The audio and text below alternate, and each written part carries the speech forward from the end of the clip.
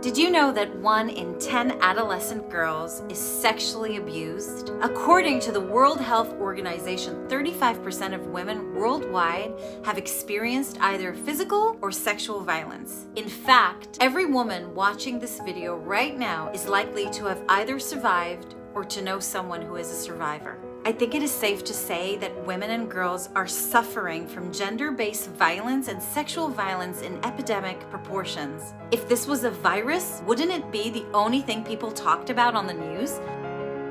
But when it comes to violence against women, it barely makes headlines. Have you ever wondered why?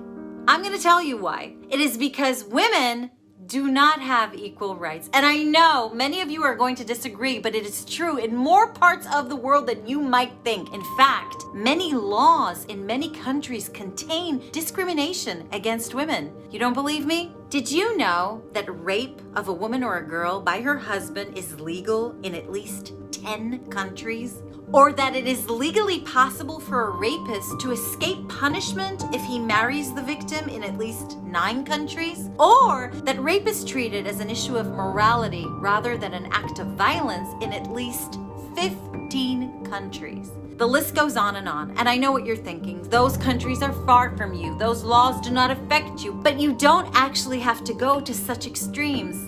Victim blaming, like asking her what she wore or how much she had to drink.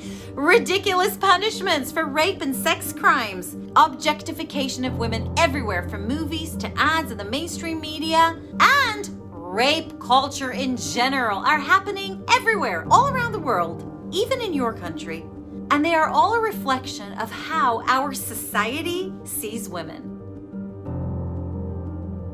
Now, there are many factors that contribute to the current situation, but one of the key factors is the legal system. Many governments do not see violence against women as a priority, and it is reflected in their laws. And laws are what set the tone for a country. There is also a lack of female representation where decisions are being made. Not enough female members of parliament, judges, police officers, prosecutors. Why does that matter?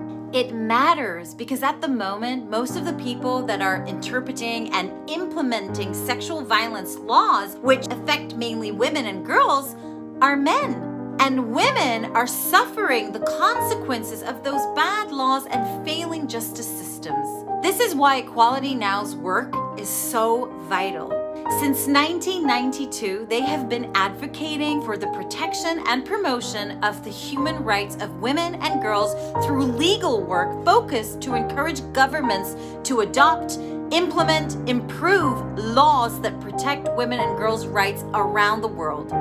They run awareness campaigns, fundraiser events. They challenge human rights laws on regional and international levels, but they also support specific causes, many of them being sexual violence against children. Their work is so important in the fight for gender equality, but they cannot do it alone. They need our help. This year, for Day of the Girl Child, they are focusing on ending sexual violence and exploitation of girls, especially adolescent girls. I urge you, as a woman, as a mother of girls, and as a human being who truly believes that we are all deserving to be treated as equals, to join this cause and help by donating anything you can. Women's rights are human rights, and anyone who believes in equality should get behind this cause. For your sake, for the sake of all the women in your life, and for the sake of a better future for our children.